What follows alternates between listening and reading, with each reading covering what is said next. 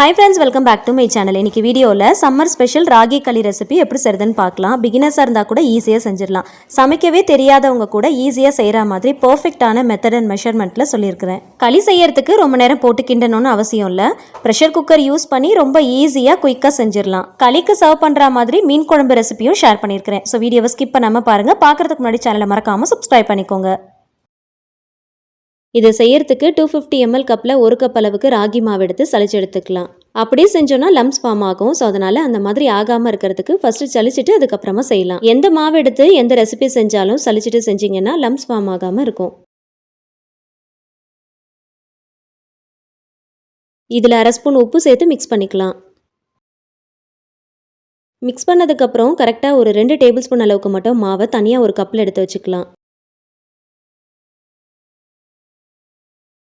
எந்த கப்பில் மாவு எடுக்கிறீங்களோ அதில் 1 கப் அளவுக்கு இதில் தண்ணி சேர்த்து நல்லா மிக்ஸ் பண்ணிக்கோங்க. விஸ்க் வச்சு மிக்ஸ் பண்ணிங்கன்னா மிக்ஸ் பண்ணுறதுக்கு ரொம்ப ஈஸியாக இருக்கும். லம்ஸ் இல்லாமல் நல்லா மிக்ஸ் பண்ணி எடுக்கலாம்.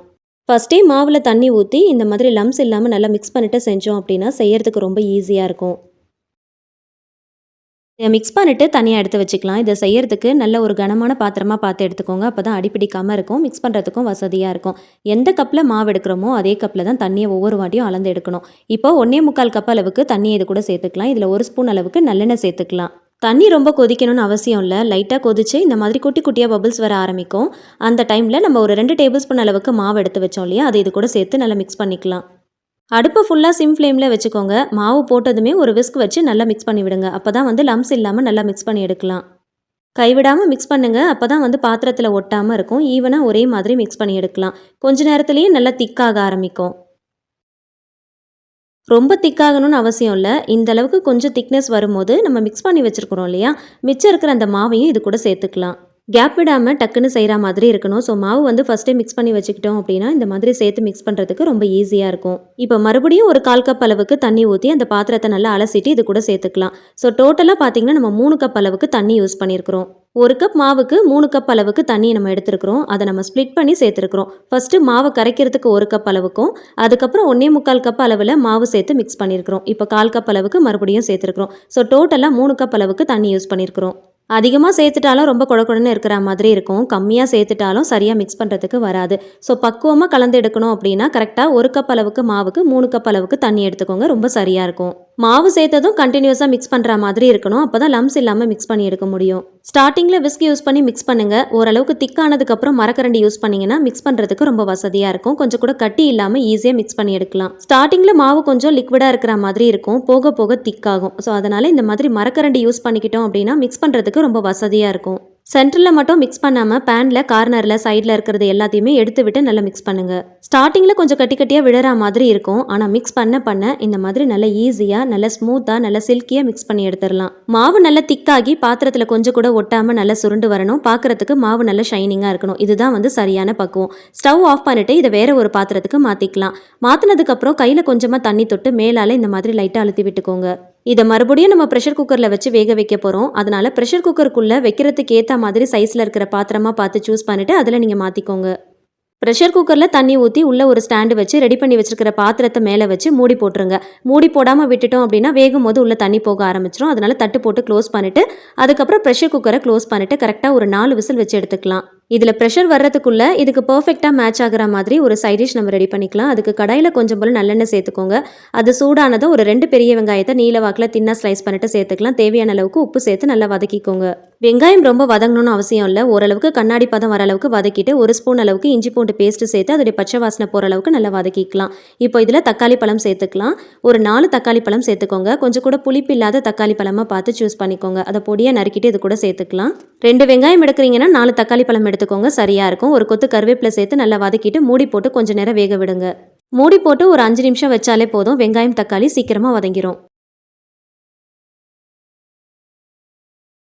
இந்த ரெசிபிக்கு தேவையான மசாலா பொருட்கள் சேர்த்துக்கலாம். 1/4 ஸ்பூன் மஞ்சள் தூள், 1/2 டீஸ்பூன் காஷ்மீரி மிளகாய் தூள், 1/2 ஸ்பூன் ஜீரகத்தூள், 2 டேபிள் ஸ்பூன் குழம்பு மிளகாய் தூள் சேர்த்துக்கோங்க.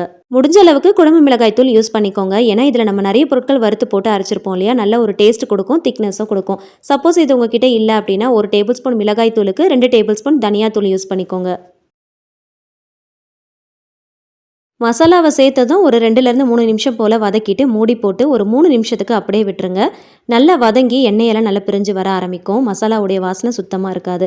இதை அப்படியே ஒரு பிளேட்டுக்கு மாற்றி நல்லா ஆற வச்சுட்டு மிக்ஸி ஜாருக்கு மாற்றி கொஞ்சம் ஓரளவுக்கு கோர்ஸாக அரைச்சி எடுத்துக்கோங்க. குழம்பு செய்கிறதுக்கு மீனுடைய தலை வால் மட்டும் தனியாக எடுத்து அதை நல்லா வாஷ் பண்ணிவிட்டு மஞ்சள் தூள், மிளகாய் தூள், தனியாத்தூள், ஜீரகத்தூள், மிளகுத்தூள், இஞ்சி பூண்டு பேஸ்ட்டு, உப்பு கொஞ்சம் போல் எண்ணெய் சேர்த்து நல்லா கலந்து எடுத்து வச்சுக்கோங்க.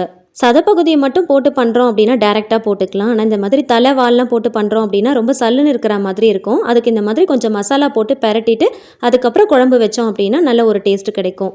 மீன் குழம்புல கத்திரிக்காய் போட்டு பண்ணால் ரொம்ப நல்லாயிருக்கும். அதுலேயும் இந்த மாதிரி பச்சை கத்திரிக்காய் கிடச்சிது அப்படின்னா அதை எடுத்துக்கோங்க. அதை பெரிய பெரிய பீசஸாக கட் பண்ணி தனியாக எடுத்து வச்சுக்கலாம். அது கருத்து போகாமல் இருக்கிறதுக்கு தண்ணியில் போட்டு வச்சுக்கோங்க. இதை செய்யறதுக்கு மண்சட்டி தான் நான் யூஸ் பண்ணியிருக்கிறேன். அதில் கொஞ்சம் போல் நல்லெண்ணெய் சேர்த்துக்கலாம். நல்லெண்ணெய் சூடானதும் கட் பண்ணி வச்சுருக்கிற கத்திரிக்காயை ஃபஸ்ட்டு வதக்கி எடுத்துக்கலாம். மீன் குழம்புல கத்திரிக்காய் போட்டால் டேஸ்ட்டாக தான் இருக்கும். ஆனால் அது ரொம்ப மசிஞ்சு போகாமல் ஓரளவுக்கு முழுசாக இருந்துச்சுன்னா அது ஒரு தனி டேஸ்ட்டு தான். அதனால் நம்ம கடைசியாக சேர்த்துக்கலாம். இந்த மாதிரி எண்ணெயில் வதக்கிட்டு தனியாக எடுத்து வச்சுக்கோங்க. ரொம்ப மசிய வதக்க வேணாம். லைட்டாக கலர் சேஞ்ச் ஆகி ஓரளவுக்கு வதக்கி எடுத்துக்கோங்க. அந்த காயுடைய பச்சை வாசனை போகிற அளவுக்கு வதக்குனா போதும். அதே எண்ணெயில் எக்ஸ்ட்ராவாக இன்னும் கொஞ்சம் எண்ணெய் சேர்த்துக்கோங்க. கடுகு, உளுந்து, சீரகம், சோம்பு, வெந்தயம் இது எல்லாமே ஒரு 1/4 டீஸ்பூன் அளவுக்கு சேர்த்து நல்லா வறுத்து விடுங்க. ஒரு முழு பூண்டை அப்படியே பொடியாக நறுக்கிட்டு சேர்த்துக்கோங்க. ஒரு 10லேருந்து 15 பூண்டு இருக்கும். இதை சேர்த்துட்டு நல்லா வதக்கிக்கோங்க. நல்லா கிறிஸ்பியாக நல்லா கலர் சேஞ்ச் ஆகிற அளவுக்கு நல்லா வதக்கணும். ஒரு முழு பூண்டு அப்படியே சேர்த்திங்கன்னா குழம்பு நல்ல மணமாகவும் இருக்கும், நல்ல டேஸ்ட்டாகவும் இருக்கும். இதில் ஒரு 15 போல் சின்ன வெங்காயத்தை பொடியாக நறுக்கிட்டு சேர்த்து அதையும் நல்லா வதக்கிக்கோங்க. நம்ம வதக்கி அரைக்கிறதுல பெரிய வெங்காயம் யூஸ் பண்ணியிருக்கிறோம். தாளிப்பு போடும் போது சின்ன வெங்காயம் யூஸ் பண்ணிக்கோங்க. குழம்பு நல்ல ஒரு டேஸ்ட் கிடைக்கும். இதில் ஒரு 2 கொத்து போல் கருவேப்பிலை சேர்த்துக்கலாம். கருவேப்பிலை கொஞ்சம் அதிகமாகவே சேர்த்துக்கோங்க. நல்ல மணமாகவும் இருக்கும், ருசியாகவும் இருக்கும். வெங்காயம், பூண்டு, கருவேப்பிலை நல்லா வதங்கி கிறிஸ்பியாக நல்லா பொன்னிறம் ஆகணும். அது வரைக்கும் நல்லா வதக்கிக்கோங்க. இதுக்கப்புறம் நம்ம வதக்கி ஆற வச்சு அரைச்ச மசாலாவை இது கூட சேர்த்துக்கலாம். எப்போ மீன் குழம்பு வச்சாலும் எந்த மீனில் குழம்பு வச்சாலும் இந்த மாதிரி வெங்காய தக்காளியை கொஞ்சம் போல் வதக்கிட்டு அதை அரைச்சி ஊற்றி செஞ்சிங்கன்னா குழம்பு நல்லா திக்காக இருக்கும். மிக்ஸி ஜாரில் கொஞ்சம் போல் தண்ணி ஊற்றி அலசிட்டு இது கூட சேர்த்துக்கலாம். சேர்த்துட்டு நல்லா கலந்து விடுங்க. ஃபஸ்ட்டு மூடி போட்டு கொஞ்சம் நேரம் நல்லா கொதிக்க விட்டுட்டு அதுக்கப்புறமா புளி தண்ணி எல்லாமே சேர்த்துக்கலாம்.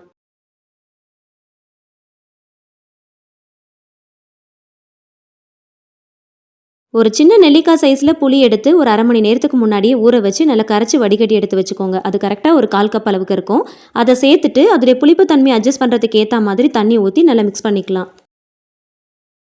நான் சொல்லியிருக்கிற இன்கிரியன்ஸுடைய அளவுகள் பார்த்தீங்கன்னா இந்த மண்சட்டியில் 3/4 வாசி அளவுக்கு குழம்பு வரும். கொஞ்சம் அதிகமாக வேணும் அப்படின்னா இன்கிரியன்ஸுடைய அளவுகள் எல்லாத்தையுமே கூட்டிக்கோங்க. எனக்கு உப்பு கொஞ்சம் பத்தலை, அதனால் சேர்த்துருக்கிறேன். உப்பு, புளிப்பு, காரம்லாம் சரியாக இருக்கான்னு பார்த்துக்கோங்க. தேவைப்பட்டால் சேர்த்துக்கோங்க. உப்பு கொஞ்சம் தூக்கலாக இருக்கிற மாதிரி பார்த்துக்கோங்க. அப்போ தான் மீன் போடும்போது ரொம்ப சரியாக வரும். மூடி போட்டு ஒரு 15 நிமிஷம் மீடியம் ஃப்ளேமில் வச்சு நல்லா கொதிக்க விடுங்க. குழம்பு நல்லா கொதித்து திக்காகி வரணும். இப்போ வதக்கி வச்சிருக்கிற கத்திரிக்காய் இது கூட சேர்த்துக்கலாம். கத்திரிக்காய் சேர்த்ததும் ஒரு தடவை லைட்டாக கலந்துட்டு மீன் துண்டுகள் சேர்த்துக்கலாம். இன்றைக்கி மீன் குழம்பு செய்கிறதுக்கு மீனுடைய தலை வால் மட்டும் தான் யூஸ் பண்ணியிருக்கிறேன். எப்பயுமே சதப்பகுதியெல்லாம் போட்டு குழம்பு வைக்கிறத விட இந்த மாதிரி தலை வால் மட்டும் யூஸ் பண்ணி குழம்பு வச்சு பாருங்கள். டேஸ்ட் ரொம்ப சூப்பராக இருக்கும். மீனுடைய தலைவால் மட்டும் போட்டு குழம்பு வைக்கும் போது மறக்காமல் ஒரு 1/2 மணி நேரத்துக்கு முன்னாடியே மசாலா போட்டு நல்லா மிக்ஸ் பண்ணி வச்சுக்கோங்க. கடைசியாக இது கூட ஒரு 2 பச்சை மிளகாய் சேர்த்துக்கலாம். சேர்த்துட்டு நல்லா ஒரு தடவை லைட்டாக கலந்து விட்டுக்கோங்க. புளிப்பில்லாத நல்ல இனிப்பான ஒரு பெரிய தக்காளி பழத்தை இந்த மாதிரி பெரிய பெரிய பீசஸாக ஒரு 4 பீஸாக கட் பண்ணி எடுத்துக்கோங்க. கடைசியாக மீன் குழம்புல சேர்த்திங்க அப்படின்னா குழம்புக்கு நல்ல ஒரு டேஸ்ட் கொடுக்கும். மீன் குழம்புடைய டேஸ்ட்டை இன்னும் நல்லா என்ஹான்ஸ் பண்ணுற மாதிரி இருக்கும். மீன் துண்டுகள் சேர்த்ததும் ரொம்ப நேரம் கொதிக்க வைக்கக்கூடாது. ரொம்ப நேரம் கொதிக்க வச்சிட்டோம் அப்படின்னா மீன் துண்டுகள் எல்லாம் ரொம்ப உடஞ்சி போன மாதிரி ஆகிடும். கரெக்டாக ஒரு 10 நிமிஷத்துக்கு சிம் டு மீடியம் ஃப்ளேமில் கொதிக்க விடுங்க போதும். ஸ்டவ் ஆஃப் பண்ணிவிட்டு கடைசியாக நறுக்கின கொத்தமல்லி இலைகள் சேர்த்துக்கோங்க. எப்போ மீன் குழம்பு செஞ்சாலும் செஞ்சு முடிச்சதும் மிக்ஸ் பண்ணாமல் மூடி போட்டு அப்படியே விட்டுருங்க. ஒரு 20 நிமிஷம் கழித்து ஓப்பன் பண்ணி பாருங்கள். எண்ணெயெல்லாம் நல்லா பிரிஞ்சு அதோடைய கலரே ரொம்ப பார்க்குறதுக்கு சூப்பராக இருக்கும். மீன் குழம்புனா பார்க்குறதுக்கு இப்படி தான் இருக்கணும். அப்போ தான் பார்க்கும் போதே சாப்பிடணும்னு தோணும். வாசனையும் ரொம்ப தூக்கலாக இருக்கும், டேஸ்ட்டும் ரொம்ப அருமையாக இருக்கும். இதே மெத்தடில் நீங்களும் செஞ்சு பாருங்கள். எந்த மீன் வாங்கினாலும் இந்த மாதிரி செஞ்சு பாருங்கள். குழம்பு அருமையாக இருக்கும். பார்க்குறதுக்கு மட்டும் இல்லைங்க, சாப்பிட்றதுக்கும் அவ்வளோ டேஸ்ட்டாக இருக்கும். மீன் குழம்பு எல்லாத்துக்குமே பர்ஃபெக்டாக மேட்ச் ஆகும். அது ரைஸ் வெரைட்டிஸாக இருந்தாலும் சரி, டிஃபன் வெரைட்டிஸாக இருந்தாலும் சரி. பிகினர்ஸ் பேச்சுலர்ஸ் யாராவது இந்த வீடியோ பார்த்துட்டு இருக்கீங்க அப்படின்னா கண்டிப்பாக உங்களுக்கு இந்த வீடியோ ரொம்பவே யூஸ்ஃபுல்லாக இருக்கும். கண்டிப்பாக இந்த மெத்தடில் ட்ரை பண்ணி பாருங்கள். நீங்களும் எக்ஸ்பர்ட் ஆயிடலாம். அதுலேயும் நம்ம இப்போ செய்ய போகிற ரெசிபிக்கு இந்த மீன் குழம்பு ரொம்ப பர்ஃபெக்டாக மேட்ச் ஆகும்.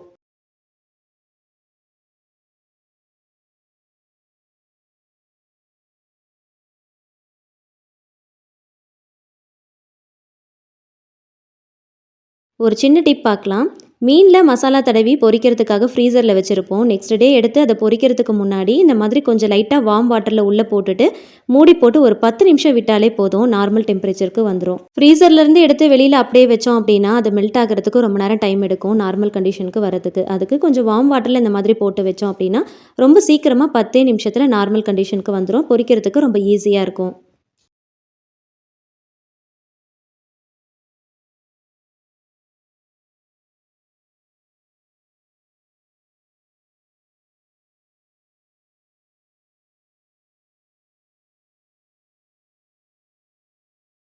ப்ரெஷர் எல்லாமே ரிலீஸ் ஆனதும் குக்கரை ஓப்பன் பண்ணி பார்க்கலாம். தட்டில் உள்ள எந்த அளவுக்கு தண்ணி இருக்குன்னு பாருங்கள். தட்டு போடாமல் விட்டுட்டோம் அப்படின்னா இந்த தண்ணி எல்லாமே உள்ளே போயிடும். அதனால் மறக்காமல் தட்டு போட்டு மூடிடுங்க. 4 விசில் வச்சிங்கன்னா மாவு நல்லா வெந்து இந்த மாதிரி பக்குவமாக இருக்கும். உள்ளே கொஞ்சம் கூட தண்ணி இருக்காது. கலரும் பார்த்திங்கன்னா இந்த மாதிரி தான் இருக்கும். மாவுடைய பச்சை வாசனையும் சுத்தமாக இருக்காது.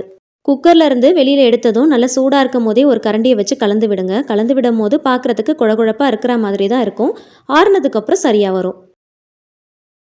கையில் கொஞ்சம் போல் தண்ணி தொட்டுட்டு இந்த மாதிரி கரண்டியில் இருக்கிறது, பாத்திரத்தில் இருக்கிறது எல்லாத்தையுமே நல்லா வலிச்சு விடுங்க.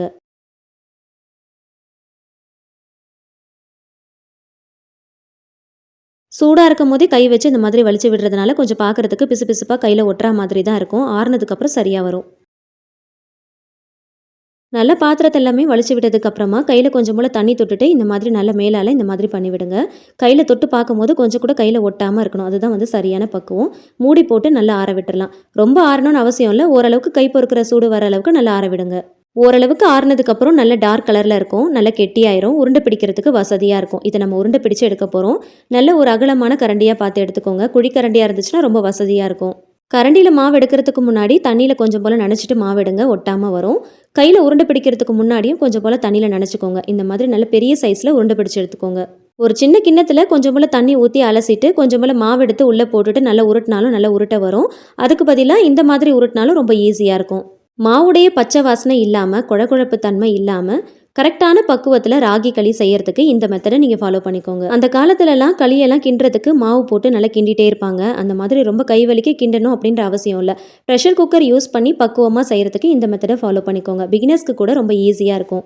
250 ml கப்பில் 1 கப் அளவுக்கு ராகி மாவு எடுத்தோம் அப்படின்னா 5 களி உருண்டை மீடியம் சைஸில் நமக்கு கிடைக்கும். ராகியில் எக்கச்சக்கமான ஹெல்த் பெனிஃபிட்ஸ் இருக்குது. இந்த காலத்து ஆளுங்க ராகி மாவு வச்சு வெரைட்டியாக பண்ணுறோம். ஆனால் அந்த காலத்து ஆளுங்க அவங்களுடைய உணவு முறை பழக்க வழக்கப்படி கூழ் களி புட்டுன்னு தான் செஞ்சு சாப்பிட்டாங்க. நம்ம என்னதான் விதவிதமாக வித்தியாசமாக செஞ்சாலும் அந்த காலத்து ஆளுங்க செஞ்ச இந்த மாதிரி உணவுகளில் வர டேஸ்டே தனி தான். ராகி களி கூட இந்த மாதிரி மீன் குழம்பு வச்சு கூடவே சின்ன வெங்காயம் பச்சை மிளகாய்லாம் வச்சு சாப்பிடும் போது டேஸ்ட் ரொம்ப சூப்பராக இருக்கும். அதுலேயும் செஞ்சு அன்னைக்கே சாப்பிட்றத விட அடுத்த நாள் சாப்பிடும் போது டேஸ்ட் இன்னும் ரொம்ப சூப்பராக இருக்கும். ஆல்ரெடி நம்ம சேனலில் கோதுமை களி ரெசிபியும் கூடவே கருவாட்டு குழம்பு ரெசிபியும் போட்டிருக்கேன். ஸோ தேவைப்படுறவங்க செக் பண்ணி பாருங்கள். என் கார்ட்லேயும் கொடுக்குறேன். செஞ்ச களி உருண்டைங்களை ஃப்ரிட்ஜில் வச்சு ஸ்டோர் பண்ணாதீங்க. பாத்திரத்தில் அது மூழ்கிற அளவுக்கு சில்லுன்னு தண்ணி எடுத்துக்கோங்க. அதில் களி உருண்டையை போட்டு மூடி போட்டு வச்சுருங்க. மண்சட்டி பாத்திரங்கள் எக்ஸ்ட்ரா இருந்துச்சுன்னா அதில் தண்ணி ஊற்றி களி உருண்டைகளை போட்டு மூடி போட்டு வச்சுருங்க. இன்னும் நல்லாயிருக்கும். அடுத்த நாள் இதை களியாவோ இல்லைனா கூழாவோ செஞ்சு சாப்பிட்லாம். நம்ம முன்னோர்களுடைய ஆரோக்கியமான உணவான இந்த ராகி களியை நீங்களும் அடிக்கடி செஞ்சு சாப்பிடுங்க. அவங்கள மாதிரி நம்மளும் ஆரோக்கியமாக இருக்கலாம். இந்த சம்மருக்கு இந்த ரெசிபி அடிக்கடி செஞ்சு சாப்பிடுங்க. உடம்ப குளுமையாகவும் ஆரோக்கியமாகவும் வச்சுக்கலாம். இந்த ரெசிபி கண்டிப்பாக உங்களுக்கு ரொம்பவே யூஸ்ஃபுல்லாக இருக்கும்னு நினைக்கிறேன். ப்ரெஷர் குக்கர் யூஸ் பண்ணி இந்த மெத்தடில் செஞ்சீங்கன்னா பிகினர்ஸ் பேச்சுலர்ஸ் கூட ஈஸியாக செஞ்சிடலாம். வீடியோ பிடிச்சா லைக் பண்ணி ஃபேமிலி அண்ட் ஃப்ரெண்ட்ஸ் கூட ஷேர் பண்ணிக்கோங்க. கண்டிப்பாக ட்ரை பண்ணி பார்த்துட்டு ஃபீட்பேக் ஷேர் பண்ணுங்கள். இந்த மாதிரி ரெசிபிஸ்க்கு என்னோட சேனலை மறக்காமல் சப்ஸ்கிரைப் பண்ணிட்டு தொடர்ந்து சப்போர்ட் பண்ணுங்கள். Thank you so much. கீப் வாட்சிங்.